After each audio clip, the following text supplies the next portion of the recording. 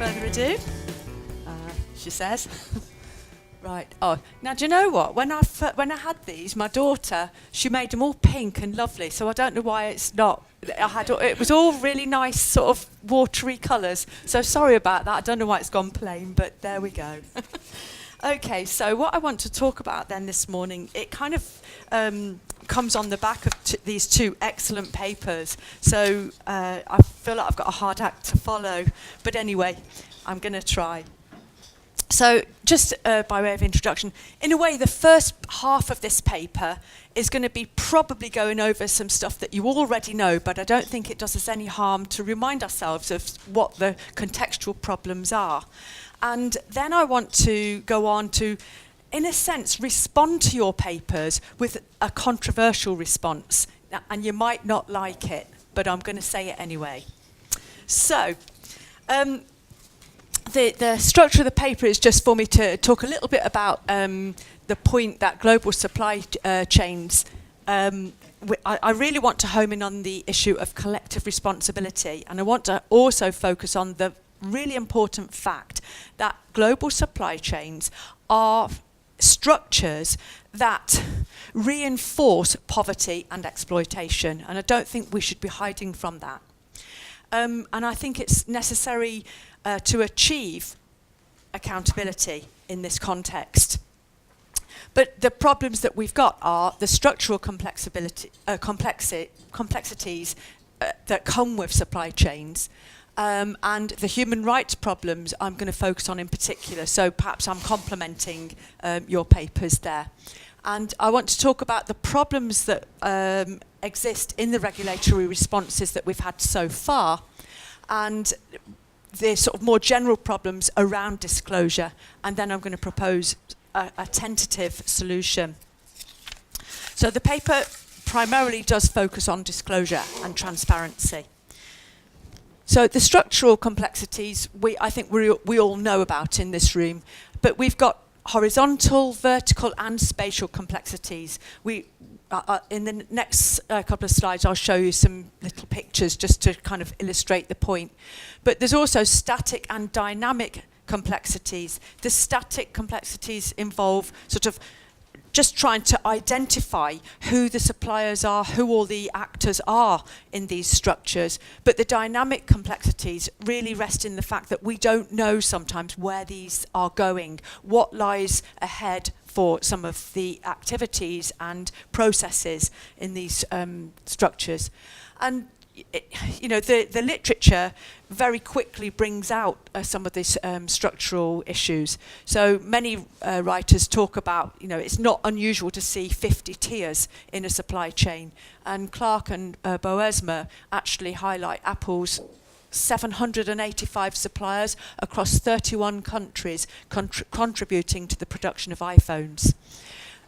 So this also add into the mix the issue of fluidity and lack of predictability, and I think that it then becomes quickly apparent as to why we have these regulatory gaps. And from a point of view of human rights issues, for many of the workforce involved in the production, a lot of that workforce is actually hidden. We don't even know who they are. So, yeah. These are just some pictures, from a simple Google search. We see pictures looking like this that really, I think, highlight the level of complexity that we're talking about. That's another sort of complex structure. So they're just for illustration.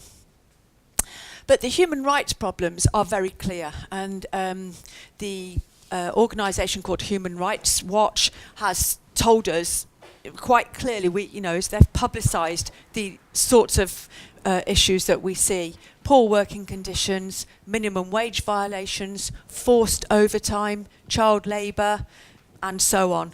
So none of that is telling us in this room anything particularly new. Apple Inc., again, in that paper by Clark and Boersma, they talk about Apple Inc. Despite them creating a supplier's code of conduct, that hasn't stopped exploitative practices continuing. So how have we responded to this issue so far? Well, I think the regulatory responses have been numerous. We're not ignoring the problem, that's for sure. But from the human rights angle, I think we can highlight the UN guiding principles on business and human rights. They themselves being based on Ruggie's Protect, Respect and Remedy framework. And I've highlighted in here, you can see, I'll pass my slides on to anybody afterwards who wants them, but the principles relevant to this particular focus. Principle 11, avoid infringing and addressing the impacts of human rights. Principle 13, avoiding causing or contributing to adverse impacts and seeking to prevent or mitigate the impacts from the operations through the supply chains. And Principle 15, have a policy in place and a due diligence process and remediation processes. So it's clear that at UN level, you know, the responsibilities are being made clear to us. And then further regulatory responses include the ILO's protocol with regard to forced labour, the tripartite declaration of principles on MNE, multinationals and social policy, the UN Global Compact, which has been talked about already this morning, the Sustainable Development Goals, and I mean, if anyone sort of follows Twitter, they're coming up all the time. So I think that their profile is becoming much more public around those. The OECD guidelines, which were relatively recently revised, probably need further revision, and the OECD due diligence guidance. And then at more local level, we've got the European Union. Karen's talked about the non-financial reporting directive. And there was also a regulation looking at management systems for concerning risk management. I think risk is quite an interesting word in this arena. I'll explain why shortly. International and national, disclosure. Yeah, so coming onto the national responses, I think we can kind of find two strands really. We've got disclosure provisions, and that's really the way that the UK's gone, for example, in its Modern Slavery Act with Section 54. And we've got the California Transparency and Supply Chains Act. But some countries have gone or are going a little bit further with due diligence requirements, which I think are stronger than the disclosure. So the French law has been publicised quite well. The Netherlands is undergoing work to legislate against or protect against child labour. Switzerland is also working on this area, and Australia has expressed its intention to have a modern slavery reporting requirement. And I'm sure that there are many other jurisdictions going through this sort of process. But it's interesting that disclosure has become the main way of seeking to regulate this area. In a way, I think that kind of is understandable, because we seem to have slotted this problem around supply chains into the corporate governance arena. And certainly in the UK, the main regulatory mechanism for corporate governance issues is disclosure. And in a way, it's a neoliberal response, isn't it? Because it puts a lot of onus into the hands of the companies that are being regulated. It gives to them a degree of control over the situation. And it's a kind of easier thing to legislate on. It's somehow more acceptable than trying to legislate with hard laws saying you must not do certain things. And, you know, there are theoretical justifications for disclosure. We're told, for example, it might be a way of regulating by revelating. Sunlight as disinfectant, you mentioned that point earlier on. It's about trust participation. These are the kind of, I suppose, the more optimistic views around disclosure, that it's a step towards accountability. And in the literature, we often see it being tied in with accountability. I don't think it's quite reaching accountability, because for genuine accountability to be achieved, the stakeholders have to be able to participate fully, and they have to be able to see something being done in response to the questions they ask, and that's not always the case. The power still lies with the main companies, and in the supply chain, it tends still to lie with the lead firm. And so, what has been the impact? Now, these aren't my criticisms. These are some recently published reports telling us that the quality of the disclosure is not up to scratch. The Business and Human Rights Resource Centre looked at 27 statements, so a very small sample there, but they say only 15 out of the 27 statements that they looked at were found to be compliant. The Core Coalition looked at a much larger number, 2,100 statements, in connection with the Modern Slavery Act, and they said that only 14% of them actually complied with that act. Now, it's a relatively new piece of legislation, and so we are very much in a learning process. So hopefully next year we'll see an improvement in that score. I'm not holding my breath there. Thank you. Ergon Associates tell us that most company statements failed to comply with the minimum requirements from what they were looking at.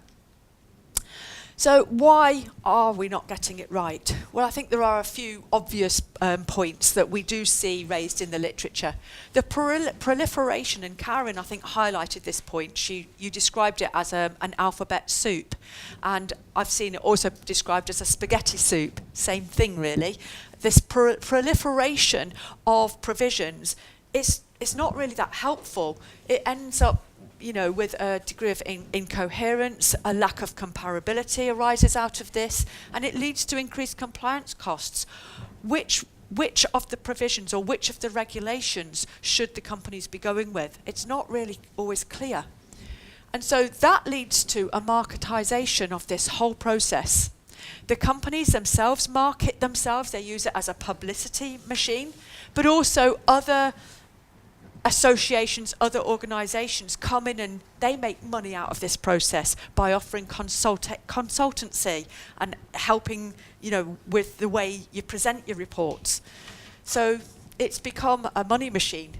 And there's, I think, a further problem is the power imbalance is reinforced through this disclosure process because the lead firms are the ones who decide what and how they are going to present that information.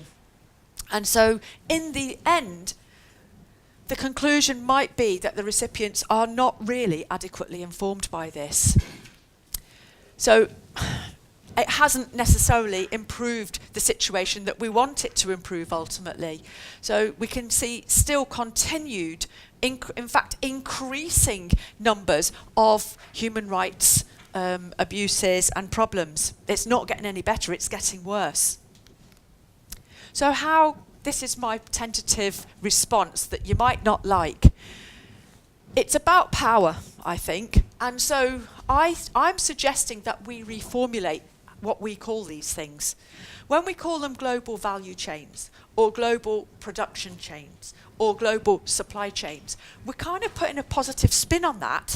There's almost a suggestion that through a global value chain, it's all a good thing, and we're helping those poor developing companies, come up in the world. It's rubbish. We're not. So Ben Selwyn tells us, why don't we think of these as what they really are? They're global poverty chains. Or even more, we might call them, and Paddy Ireland, one of my colleagues, suggested this one to me when I had a chat with him about it. He said, why don't you just call them global exploitation chains? I said, yeah, why don't we? So that's what I'm suggesting, because once we do that, first of all, it brings out in the open what's really going on. We see the lead firms in these supply chains having all the control. They impose their own requirements down the supply chain, and then the suppliers are caught. They've got to achieve production within a certain time at a certain cost. So in the end, they start pushing down on those at the bottom, and the ones at the bottom are your workers in some of these developing countries, and they can't do anything to shift the burden. So in the end, what we've got with these supply chains, I think, is something that Jason Hickel has just written about in his book, The Divide. He's telling us, and I agree with him, that the global south is effectively subsidising the global north. And I think what we've got in these supply chains is an example of super exploited workers in the developing countries. And when we talk about super exploited, we're saying we're paying them at a level that is not enough to live, even at their poor standards. And at the same time, the workers in the global north work under threat. And we're certainly seeing this in the UK. Thank you. And so I think it arises from the ability of those lead firms to impose their restrictive conditions on the suppliers that goes downwards until we can't stop. So if we do call them global poverty chains, that brings to the fore our collective responsibilities. And Dayan identifies 5 points here. The connectedness. If we're connected in some way to these supply chains, then we have a responsibility to make sure that they're run properly. Capacity. If we've got capacity to change something, then we have a responsibility to do so. Do we benefit from them? Well, yes, us here in the global north are benefiting from them big time. So we have a responsibility. Do we contribute to them? Well, yes, we do. Even as like customers going into, in the UK, on a Saturday afternoon, you see Primark and it's full, you know, people buying cheap clothing. And control, less so for the ordinary citizen, but there are many people participating in these schemes who do have control.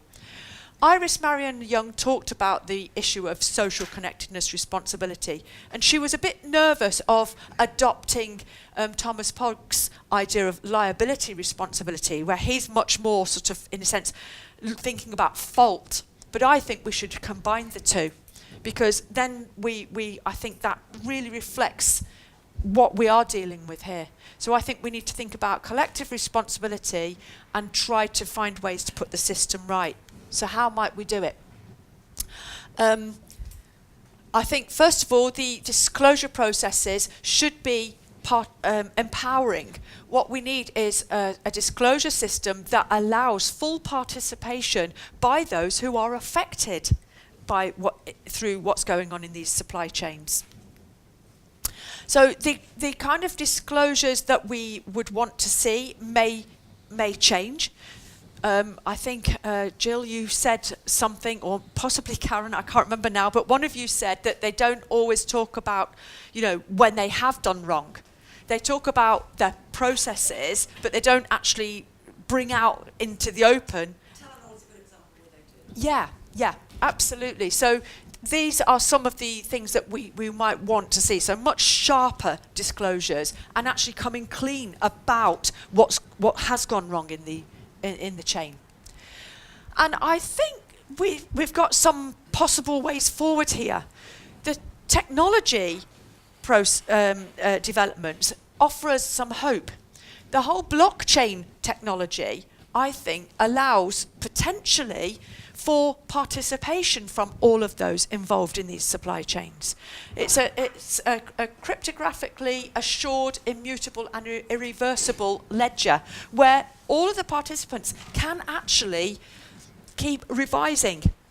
It works in some areas. It's not been tried in this area, but I see some possibility here. I'm not sure. I'm not a technologically literate person, but I just see some possibility here, perhaps. Transparency One is an organisation that offers to simplify these complicated networks and provide the information in a really sort of graphic way. I think they're possible ways forward. But importantly, they have to be processes that enable the full participation of either those who are at the bottom, but people with knowledge who can really represent them genuinely might be involved. And we're seeing some possible optimistic developments here through, for example, the Bangladesh Accord involved workers' representatives, and they held many brands have signed up, and these are binding. And then there's this new draft binding treaty that is going through the system at the moment, and in it there are lots of provisions that are focused on participation by all the stakeholders. So to conclude, I think I'm just offering a very small contribution to what is a really massive debate. But I think that the regulatory gap, as it exists, still gives opportunities for exploitative labour practices. And despite the efforts so far, we're still seeing those exploitations. It's getting worse, not better. And I think that if we are honest about it and see these chains for what they really are, global poverty chains or global exploitation chains, that reinforces our emphasis or need to emphasise our responsibility. Thank you.